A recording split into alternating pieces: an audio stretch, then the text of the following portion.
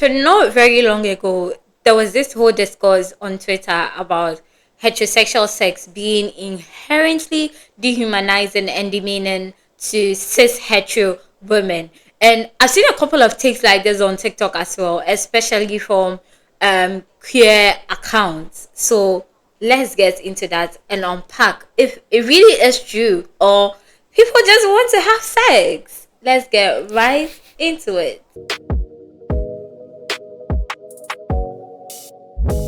Warning, listening to us might radicalize you.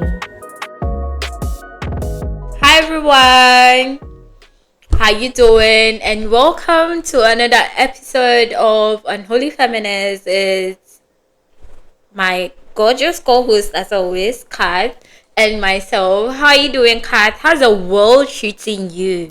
The world is treating me the same way that it's treating a lot of other people.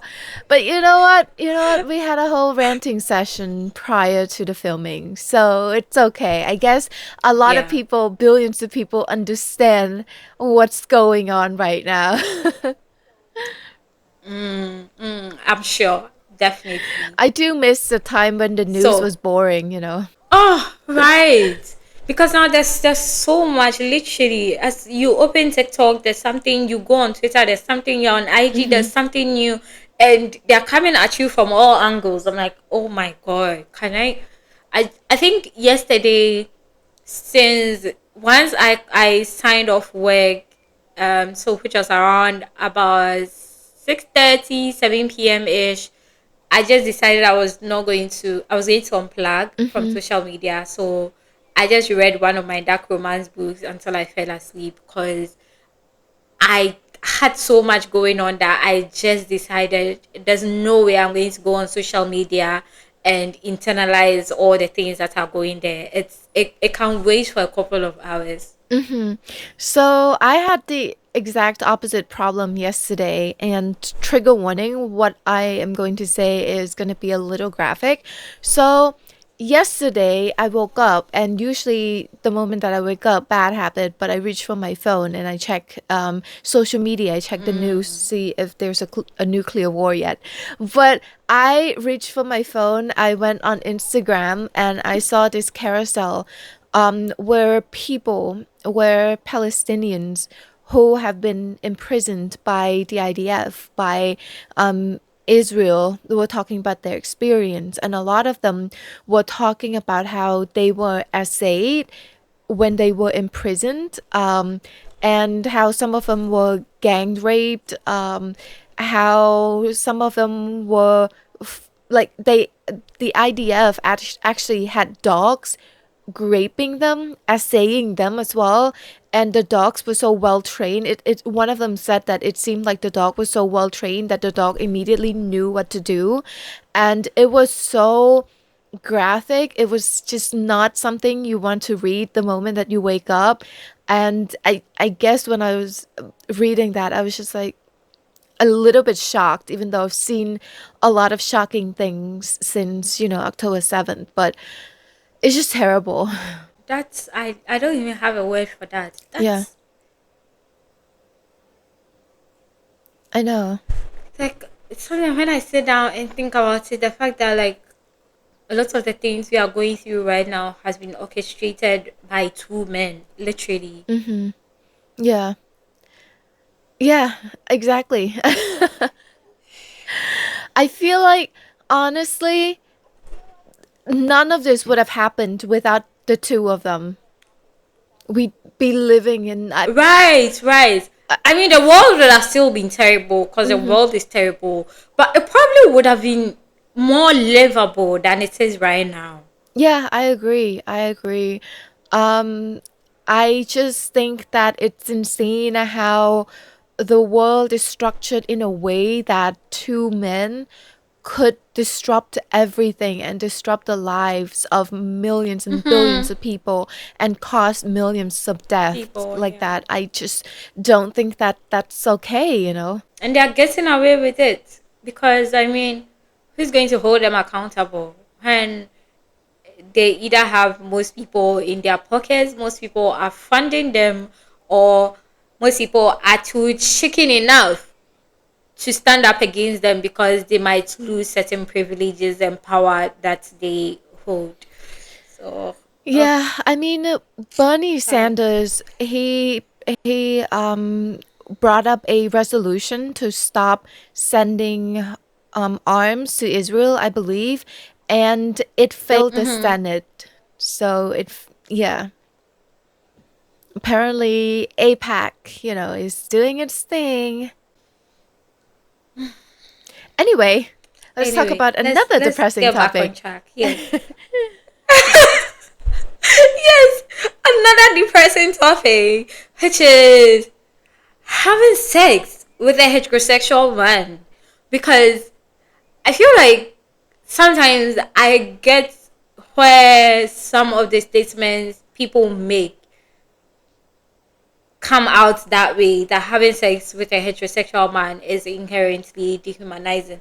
Because, like, let's look at the way people talk about sex, especially men, the way they talk about sex with women, the language that is usually used. However, I think it's also very problematic when, as feminists, we talk about heterosexual sex as if it's a monolith, as if like all heterosexual sex are the same way. So my question right now for you is that is it the structures in power? Is it the structures that have been set that is dehumanizing, that makes heterosexual sex dehumanizing, or is it the actual act that is dehumanizing? Do you think heterosexual sex is dehumanizing? As a heterosexual woman, do you think it's dehumanizing? I believe that we did brush upon this topic a little bit earlier, some episodes ago, but I do think that it comes down to how sex is discussed. Normally, when people talk about sex, they talk about it in a heteronormative context. And I think the language that we Yeah. use is very important, right? So, for example, the language that we use, it dictates the power dynamic that we give to each party when it comes to sex. So, things like the man is the one fucking, whereas the woman is the one being fucked. Or the woman Getting is the fat. one giving away her virginity, whereas the man is the one taking her virginity. Or things like um he's taking her body or she's giving her body away, right? So all of these words and phrases that we use when we describe sexual acts, it implies a power dynamic difference already. And not only that, but sometimes it also implies violence, right? Because you're taking something from someone, right? You are deflowering someone. Or even in Khmer, for example, in Cambodia, people would say things like, "Oh, she made a mistake because she had premarital sex." Like, she gave her body away or she ruined her body. Words like that implies violence, that sex with a man, the man is the one taking, whereas the woman is the one being taken, right? Like, I'm gonna take you, I'm gonna ravish you. So things like that, it implies violence inherently, which is why when it comes to sex, there's this idea that there's a power dynamic difference, and then there's also violence attached to it as well. So it's the power structure. Going back to your question, it's definitely the power structure, how culture has created this narrative around heterosexual sex. It's not the act itself that is demeaning. Yeah, I perfectly agree with you. Because I think when I was seeing a lot of the takes, most of them were not actually dissecting the power structures. It's just a lot of them was coming from is just I hate men and men do not deserve or are not worthy of my body. So as I've made this decision that a man will never have something with me, then any other woman who is having something to do with a man is open to being dehumanized. Then I remember we've had this conversation before about penetrative sex being demeaning. And um it's a bit controversial because for me, a lot of times, most of the accounts I see saying these kind of things are queer women. They are actually not cis hetero women. So then it also begs the question that, now it feels like you are also policing cis hetero women's sexuality, because we all do not choose our sexuality. So if Yeah. you have, like, the, I don't want to say opportunity, but you do not have attraction to men, and that's okay. But let's not box cis hetero women into, like, as long as they're having sex with heterosexual men, they are part of the problem. They are part of the misogynistic and the Patriarchy. patriarchal, yes, systems. It does not work like that. It's like, and when we start doing that, then it's just, there's a lot of infighting, between cis hetero women and then queer women, and I'm I'm over it, honestly. I also think that by creating this narrative that women having sex with men is demeaning, or women having heterosexual sex is giving power away, also denies woman her agency. Agency. Also implies that a woman doesn't have enough agency to make her own choices, you know? That's true. That's perfectly Yeah. true. And I think it sort of just goes back to, like, all the ways in which society is already policing women about the things we can enjoy and the things we can't enjoy.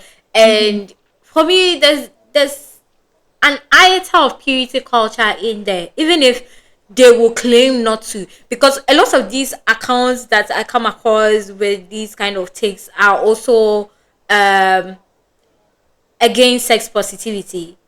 No, because I don't think they perfectly understand what sex positivity is, but we have a whole other video on that, so I'm not even going to go into that. So moving on to the next question. So I think somewhere last week I had a bit of an epiphany. I was wondering myself if some of the things I enjoy sexually are actually my desires, or is it just conditioning because I want to, like, because I've attached this whole, like, I'm sexually liberated to myself. Do I have some of these desires because I'm performing sexual liberation? Do I have some of these desires because I I feel like it's expected of me to go along with certain things, so automatically I was just doing a lot of questioning, and it brings me to our question whether our desires as women, as I don't think I can say because I'm not a cis hetero woman, but but whether the desires of cis hetero women are their actual desires, or is it based on patriarchal conditioning? I So I'm gonna use an example of makeup, for example, makeup and beauty and fashion. Now, we have talked a lot about how makeup is not inherently to, or what we wear is not inherently for the male gaze, right? Yeah, But yeah. then someone raised a good example of how so we have also talked about how our decisions, our choices do not exist in a vacuum. They are influenced Yes. by our upbringing. They are influenced by the media that we consume, the people that we hang out with, the society that we live in. So they do not exist in a vacuum. And unfortunately, most of us live in a patriarchal society. So we are influenced by that, even though a lot of us, even though some of us work hard to deconstruct patriarchy, to unlearn patriarchy, but we were still influenced by that at one Yeah. point or another. So the argument is that who taught us that something looks good?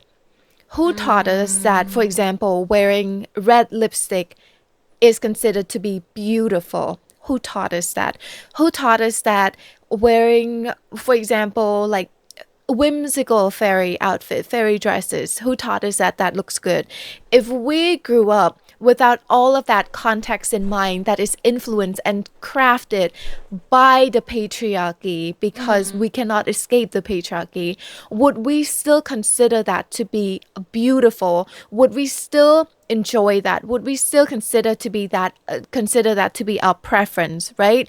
Would we still put on makeup and put on the clothes that we like if we did not live in patriarchy, if no one ever taught us that wearing this is beautiful, even though it is our choice? Because beauty itself is shaped by the society that we grew up in. Yeah. So, do we really have true agency that is divorced from the patriarchy? Or is it something that a lot of us still have, even a little bit, internalized misogyny or like semblance of patriarchy inside of us that we constantly need to unlearn? Because at the end of the day, do we truly have free will? You know, it goes back to that. Or are we just a product of our upbringing?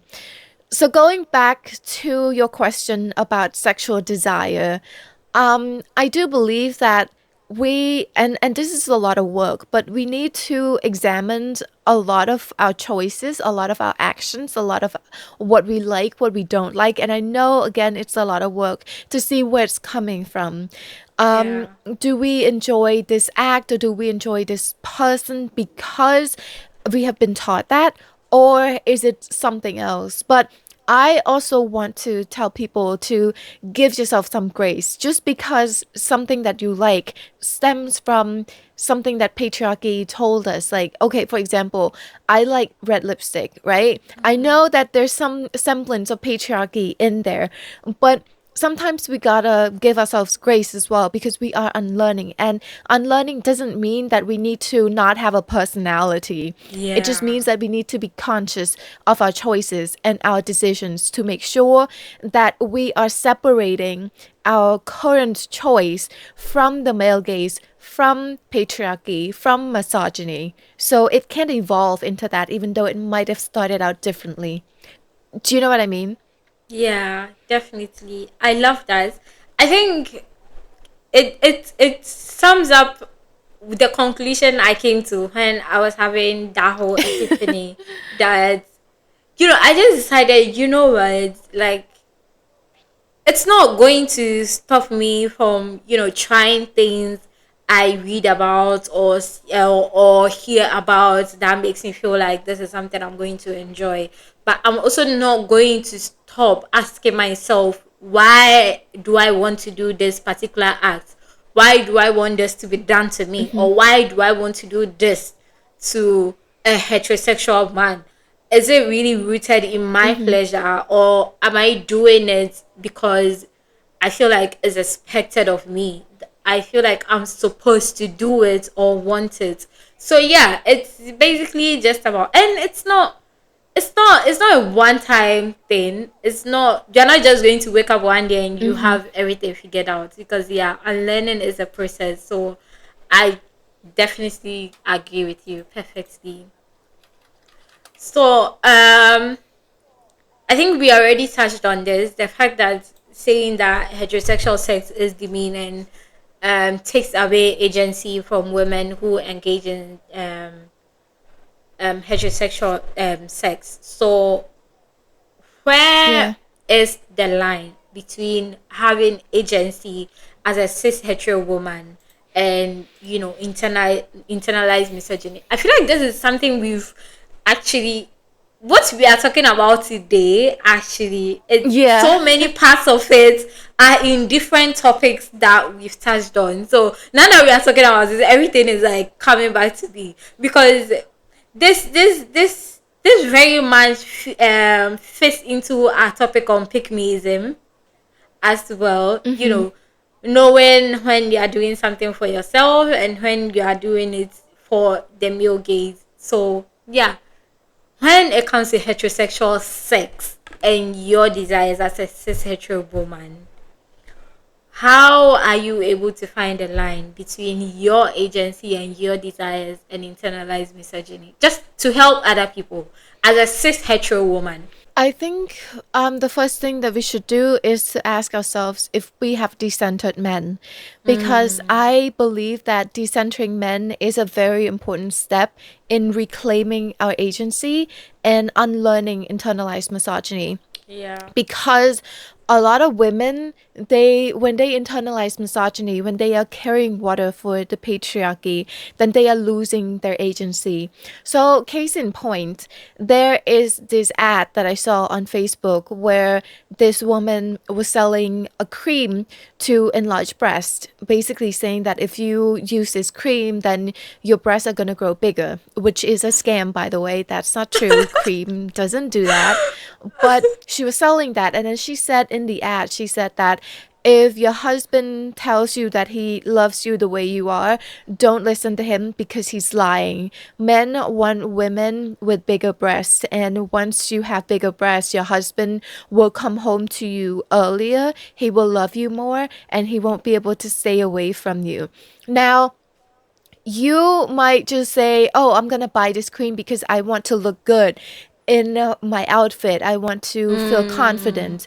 But is it really you feeling confident when you are doing it because you want your husband to come home early? Because that is very much centering men. If you think Yeah. that doing that will cause your husband or your partner to desire you more, that is still centering men. So I think an important step is to ask yourself, if you have decentered men in your decisions in your lives, because if you have not, then most likely your choices are rooted in patriarchy. I I love that because yeah, I came across a tweet yesterday which I don't even think I can say it on any platform, but like X is X. You can basically say anything unless you are Yeah. saying something bad about, he who shall not be Charlie named. Cook. Then exactly, then they will probably um disable your account. But yeah, she was talking about how she does she writes on a man's penis when they're having anal sex. I'm like, girl, and she said it to brag, she's bragging about it, like, okay, who exactly is this seven, and what's your target for these tweets? Like, what are we supposed to do with this information? Like, is this marketing? Like, are you letting the men know that this is what you are capable of? That's male centered. So I, I Yeah. I definitely agree with you that a lot of times you need to assess your decision and question yourself whether the choice you are making, if you take the man out of the situation, are you still going to make that decision? Are you still going to choose what you are choosing? If your answer is a no, then you probably should not be doing it. They definitely not. So I'm gonna use two examples of how of two women who embrace their sexuality, embrace their sexuality and who are sexual, but both of them serve two very different demographics. One would be Sydney Sweetney. So Sydney Sweetney is very much male centered, is very much male gaze focused. Her target audience is men. So the way that she embodies herself, her sexuality is very much focusing on men. That's why most of her audience, most of her fans are men. Amen. Now, another one would be Sabrina Carpenter. So, Sabrina Carpenter, she performs on stage in lingerie. If you've seen her latest music video, House Tour, it's very much sexual, it's sexy. But then you would see that Sabrina Carpenter has mostly female fans. A lot of men do not like her. A lot of men bash her, and she makes fun of men, but then she does it in a sexual way, like lingerie and all of that. So how come these two women, they both wear lingerie in performances? So it's one of those days where we had to cut it off and then come back another day. So I have different hair today, but like we are still talking about whether heterosexual sex is inherently demeaning. So you are not going to get lost. We are just picking up right where we left off. So I'm going to be a bit of a devil's advocate, trying to come from the point of view of the people who genuinely think and believe that having heterosexual sex demeans you as a cis-hetero woman. That maybe, just maybe, if we look at the orgasm gap and the script that comes with how sex is supposed to be when heterosexual people are having sex, maybe that kind of justifies people thinking that is dehumanizing for women. Because when you look at the orgasm gap, so many women have actually never had an orgasm. I probably should have looked up the statistics for I have this. it. But even... Oh, okay. Please share. Because I should have. Okay, so according to the National Library of Medicine, the orgasm gap is as followed. Heterosexual men were most likely to say they usually or always orgasm when sexually intimate, 95%, followed by gay men, 89%, bisexual men, 88%, lesbian women, 86%, bisexual women, 66%, and heterosexual women, 65%. So a little over half, so 2/3. I mean, wait, look at the gap between bisexual women and lesbian women. So if you are bisexual, just because you are automatically still dealing with men, see how low your chances drop. So maybe when we come from that from that angle, it sort of kind of justifies how a lot of people feel about heterosexual sex. And I remember writing a Substack post on if a man is not eating it, he should actually not be in it. Because I feel like so many men, besides penetrative sex, are disgusted with like the vulva. Yeah. They think of it as, this dirty thing, this taboo thing. My point is, if you feel that way about the person you are having sexual intercourse with, vulva, you definitely are not worthy of being in it. Because when we look at the script for heterosexual sex, it's foreplay, which I saw this amazing woman on Instagram, horrible, mean, bad woman, writes like a little post about do like a post about very insightful foreplay, penetrative sex. The man has an orgasm. Most of the times it's done because even in very like in some settings, culturally and religious wise, they don't see female orgasm as a thing that should be. People think of sex as sex is for procreation only. So sex is not something you do for pleasure.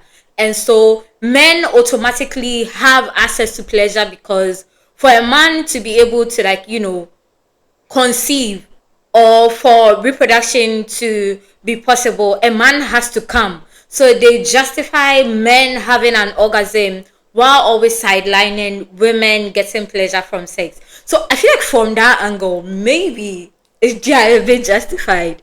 But what do you think? I think a lot of it goes back to pornography because when a lot of porn is created from a male gaze. So when it comes to traditional, when it comes to mainstream pornography, it's very much catered to male pleasure. It's not about female pleasure. It's not about the female gaze. So if you look at a lot of porn, it always starts with with oral sex and then with penetration, sometimes anal, and then the male the male partner would just orgasm on her face or on her body or maybe inside of her. So all of that is in a way that it's made for male gaze, right? Whereas I Yeah. remember Yeah. I went to this workshop in Istanbul that was conducted by UNICEF at the time about SRHR, sexual reproductive health and rights. And one of the sessions was very interesting. It's about feminist porn, essentially. And in that closed room session, they played us feminist porn side by side with traditional porn from a male gaze, and we could see the difference. We could see how it's focused on female pleasure, there's a lot of consent involved, and in mainstream porn it's also focused on violence as well. So it's never about consent. Yeah. There's always like some sort of demeaning, dehumanizing, or some sort of violence committed towards the woman. And when young boys and when men consume this kind of porn, they start to think that this is what women want, that this is what sex about, that it should always be from a male gaze, that it is an act that they do to women, not an act that is being done together, right? So we're missing that. Yeah. And Yeah. I think the whole conversation about porn also spills over to the next episode that we're going to do when it comes to the Rape Academy as well, because the next episode, or maybe the previous episode that we're going to do, depending on when we're publishing it. So so I do feel like pornography in itself, I am not someone who thinks that pornography is inherently bad, but I do think that pornography that is done from a male gaze can be exploitative, can be bad. And then especially when men who are not taught gender sensitivity, when they view this kind of pornography, they also think about it, they also think that it portrays reality, right? Yeah. Yeah. Yeah. That's perfectly put. So yeah, I think in all this, if people would just stop viewing, I mean, if we are saying we are the progressive ones, we are the radical ones, we are the politically aware one, why do we still have these notions about how sex should be, like also feeding into how it has been socially constructed to be like can we be the change, which that now sex positivity comes into it. So we have a previous episode on sex positivity if you want to um get to know what sex positivity actually is, besides what most people tend to like throw out there. If you want to know what it actually is, you can watch our previous episode on sex positivity. But in this case, and with this kind of conversation about heterosexual sex and penetrative sex, how do you think sex positivity can help us change the way we have these conversations, change our mindsets about heterosexual sex? I want to add a little bit because I, like a lot of people, used to think that sex is considered to be sex when it involves penetration, right? As though sex that doesn't involve penetration is not complete, as though it's just like a Yeah. foreplay, as though it's just an afterthought, that the main event, the main course is penetration.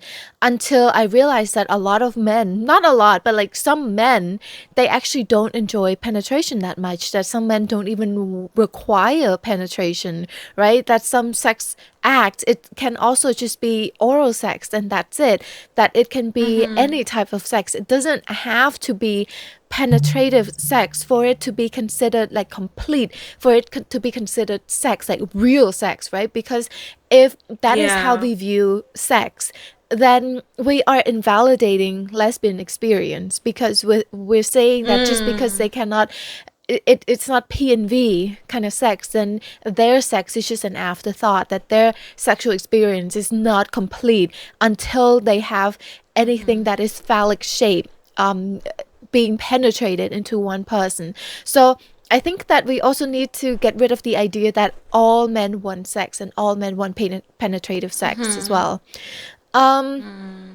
I do think that sex positivity also plays into that, to understand that sex is an act that is given, that is also received. It is not a man is receiving and the woman is giving. It's not just about that. Given. Yeah, and then it includes many, many forms of sex.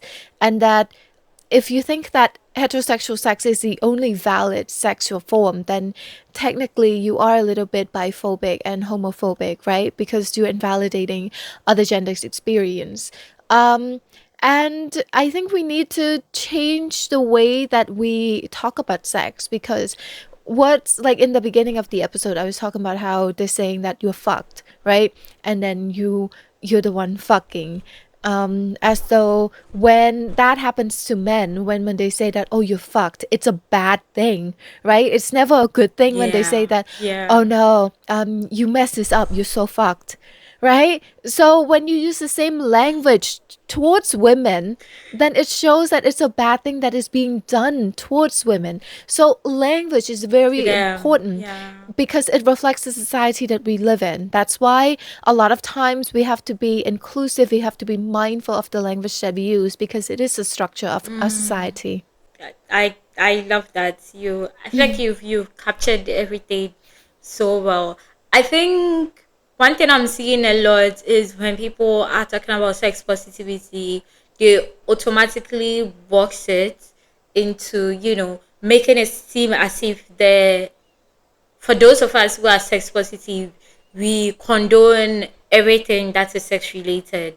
But sex positivity is not coming from an angle of all sex is empowering, because lesbian sex can be abusive if it's not mutual, if it's not consensual, and if coercion exists in any form at all. Any queer type of sex can be, very abusive if there is no consent. So it's not, sex positivity is not coming from an angle of all sex is empowering, but it's, having sex when it's mutual, when you desire it in a way that centers the pleasure of all parties involved, whether it's two people or three or four or Yeah. five or like whatever number. But yeah, I think I would love seeing more conversations from that angle than just, thinking of heterosexual sex as this monolith, and so everyone who is having sex with a man is agreeing to be demeaned and dehumanized because men are so. And yeah, I mean, sometimes when you try to come from that angle, they try to tell you that, oh, you're picking men's size. Yeah. And so I'll probably be called a pick me. And for some people, for some like feminists, I'll probably be called a pick me because, I love having sex with men. I don't I can't do anything about that. So anyway, do you have right? Do you have any final words, any last words for, I don't, anyone who has probably seen these conversations and has internalized it, anyone who is probably confused about how they should feel about having sex with a man as they're on their feminist journey? I think that it can be problematic when I've heard some straight women, some heterosexual women, some cis-het women feeling ashamed because they are sexually attracted to men, or because they have heterosexual sex with men. Because I understand where they're coming from. Men are terrible. So sometimes when you are attracted to that gender, you're a natural predator. You kind of feel like, oh, I'm betraying my sisters, or you kind of feel like, why am I colluding with the enemies, right? Because they're like that. Yeah. Yeah. So I just want to say that we need to stop shaming ourselves, because by shaming ourselves, by shaming our sexuality, we are in a way also oppressing ourselves and censoring ourselves and taking away our own pleasure as well. Yeah. You are attracted to who you're attracted to. that not a It's choice. true. We know that it applies for the LGBTIQ plus community, and it applies to cisgendered women and people as well. Sex itself is not inherently violent, but society makes it so.